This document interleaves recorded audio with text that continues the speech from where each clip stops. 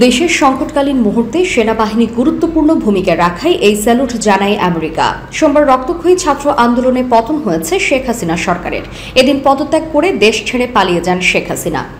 এরপর গুরুত্বপূর্ণ ভূমিকায় অবতীর্ণ হয় সেনাবাহিনী। নিয়মিত সংবাদ ব্রিফিংয়ে এই বিষয়ে মার্কিন পররাষ্ট্র দফতরের মুখপাত্র ম্যাথিউ মিলার সাংবাদিকদের বলেছেন, আমরা সব পক্ষকে সহিংসতা থেকে বিরত থাকার আহ্বান জানাচ্ছি। গত কয়েক সপ্তাহে অনেক প্রাণ ঝরেছে।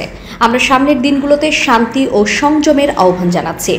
বৈষম্য বিরোধী ছাত্র জনতার মার্চ টু ঢাকা কর্মসূচির বিপরীতে সোমবার সারা দেশে কারফিউ জারি করে সরকার, কিন্তু ছাত্র জনতা কারফিউ ভঙ্গ করে রাস্তায় নেমে আসে। এই সময় সেনাবাহিনীর নেওয়া ভূমিকাকে স্বাগত জানায় মার্কিন প্রশাসন। এক প্রশ্নের জবাবে মিরাল বলেন, এটি যদি সত্য হয় যে সেনাবাহিনী আইনানুগ প্রতিবাদকারীদের বিরুদ্ধে দমন পীড়নের আহ্বানকে প্রতিহত করেছে, তবে তা একটি ইতিবাচক অগ্রগতি হবে। তিনি বলেন, একটি অন্তর্বর্তীকালীন সরকার গঠনের ঘোষণাকে আমরা স্বাগত জানাই। আমরা বাংলাদেশের আইন অনুযায়ী যে কোনো পরিবর্তন পরিচালনার আহ্বান জানাচ্ছি। আরেক প্রশ্নের জবাবে মার্কিন মুখপাত্র বলেন, আমরা চাই বাংলাদেশের জনগণই ভবিষ্যৎ সরকারের বিষয়ে সিদ্ধান্ত নেয়। মিলার আরও বলেন, বাংলাদেশের সাম্প্রতিক মানবাধিকার লঙ্ঘন এবং হতাহতের ঘটনায় যুক্তরাষ্ট্র গভীরভাবে দুঃখিত। এসব মৃত্যুর জন্য জবাবদিহিতা নিশ্চিত করতে পূর্ণ ও স্বচ্ছ তদন্ত অত্যাবশ্যক। সূত্র এএফপি। এদিকে প্রধানমন্ত্রীর পদ থেকে শেখ হাসিনার পদত্যাগের পর বাংলাদেশের চলমান পরিস্থিতি নিয়ে আলোচনার জন্য সর্বদলীয় বৈঠক ডেকেছে ভারতের কেন্দ্রীয় সরকার।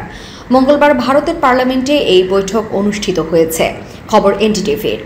বৈঠকে অংশ নেন ক্ষমতাসীন দলের নেতা ও স্বরাষ্ট্রমন্ত্রী অমিত শাহ, প্রতিরক্ষা মন্ত্রী রাজনাথ সিং, সংসদীয় মন্ত্রী কিরেন রিজিজু, বিরোধী নেতা রাহুল গান্ধী এবং মল্লিকার্জুন খাড়গে।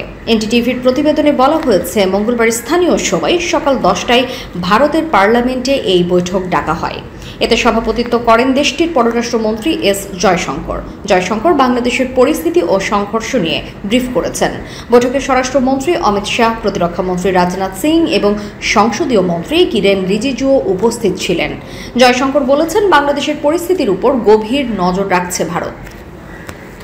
প্রধানমন্ত্রীর পদ থেকে পদত্যাগের পর শেখ হাসিনা সোমবার দুপুরে একটি সামরিক হেলিকপ্টারে বোন শেখ রেহানাকে নিয়ে ভারতে আশ্রয় নেন। তিনি ভারত থেকে পরে লন্ডনে চলে যাবেন বলে ধারণা করা হচ্ছে। যুক্তরাজ্যে তিনি রাজনৈতিক আশ্রয় চাইতে পারেন। ইন্ডিয়া টুডের তথ্য অনুযায়ী নয়াদিল্লির গাজিয়াবাদে সেনাবাহিনীর হিন্ডন এয়ারবাসে স্থানীয় সময় 5টা 36 অবতরণ করে শেখ হাসিনার বিমান।